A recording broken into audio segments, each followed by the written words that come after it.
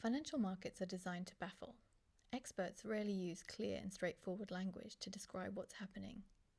And this is all deliberate. If you were told the shenanigans financial institutions got up to, you might think that they were simply fraudsters. To convince you, I'm going to tell you an outrageous story about the hedge fund GSO, owned by the Blackstone group.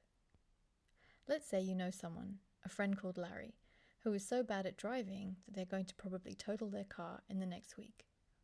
Now imagine you could pay for car insurance for that driver. You pay the premium every month, but if there's an accident, you get a payout covering all the damages.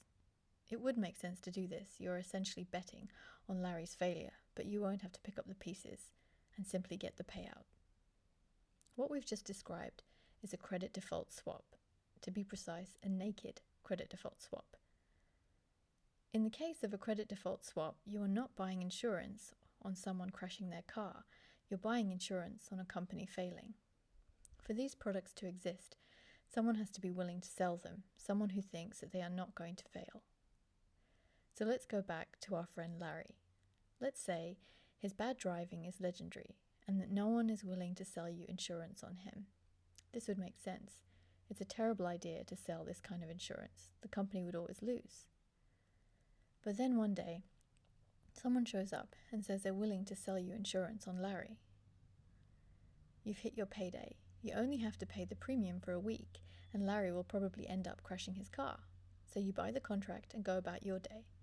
Later on, you see that Larry is in his car, but he's not driving. Someone has hired a safe driver for him. But who would do that? Well, think about it. The safe driver is going to prevent Larry from crashing his car. You're on the hook for that insurance premium, so you're going to have to keep paying until the designated driver leaves.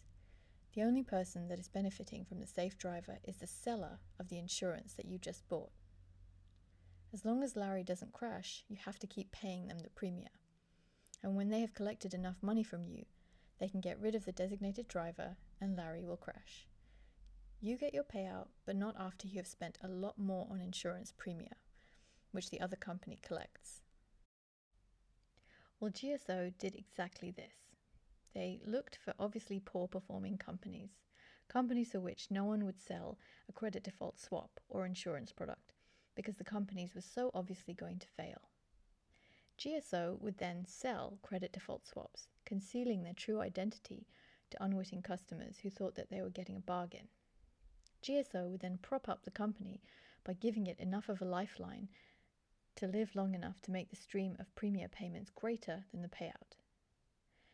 They would convince companies to engage in this activity by offering management a slice of the deal.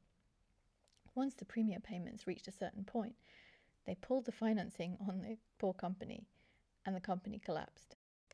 This time, it even irritated the mighty Goldman Sachs, who cried foul. This perhaps shows the changing nature of the financial market, where, broadly speaking, the use of automation and trading algorithms has put pressure on agents to find more creative ways of making money.